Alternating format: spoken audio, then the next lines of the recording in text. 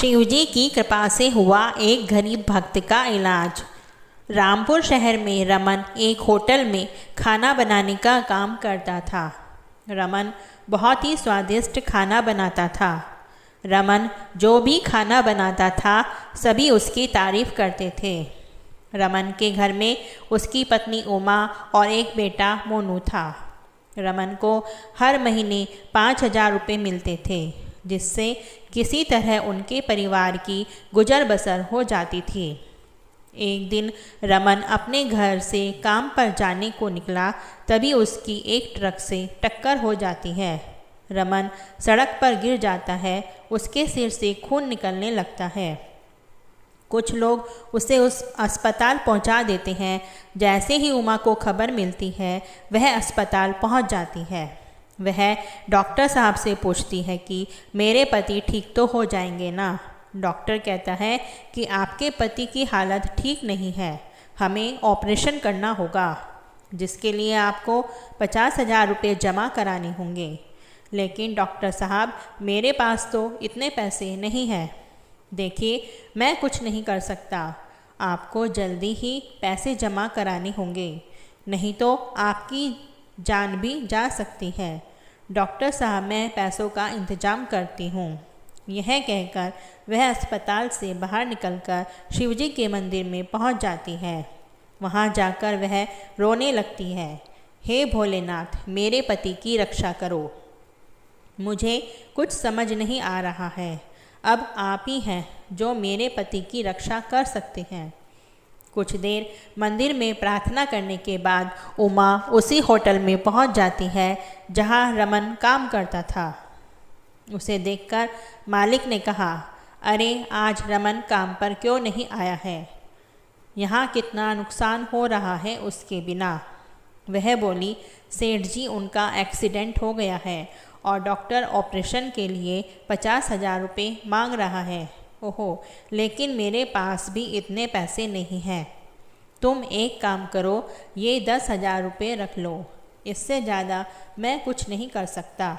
लेकिन 10,000 से क्या होगा सेठ जी, मैं बस इतना ही कर सकता हूँ। उमा रुपये लेकर अस्पताल पहुँच जाती है।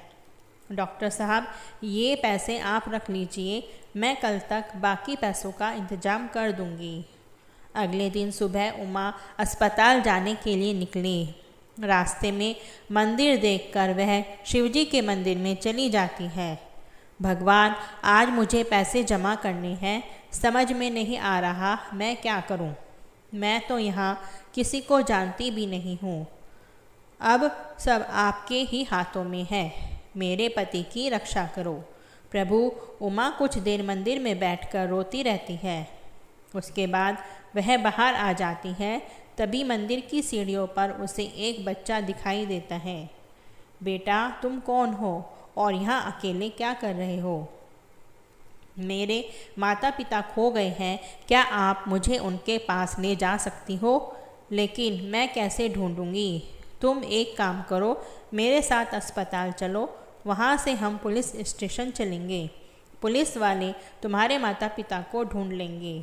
उमा उस बच्चे को लेकर अस्पताल पहुँच जाती है, लेकिन तभी अस्पताल के दरवाजे पर ही उस बच्चे के माँ बाप मिल जाते हैं। आपका बहुत शुक्रिया, आपने मेरे बच्चे को ढूंढा। कोई बात नहीं, भगवान भोलेनाथ की कृपा से आपका बच्चा मिल गया है, यही काफ़ी है। बच्चे के पिता ने पूछा कि आप अस्पताल में कैसे आई हैं? उमा ने उन्हें सारी बात बता दी। कोई बात नहीं, आप यह पैसे रख लीजिए और अपने पति का इलाज करवा लीजिए। उमा पैसे लेकर अंदर जमा कराने चली जाती है। वह डॉक्टर को पैसे देकर बाहर आती है। तब तक दोनों माता पिता वहाँ से चले जाते हैं। उसी दिन रमन का ऑपरेशन हो जाता है और वह कुछ ही दिनों में ठीक होकर घर आ जाता है।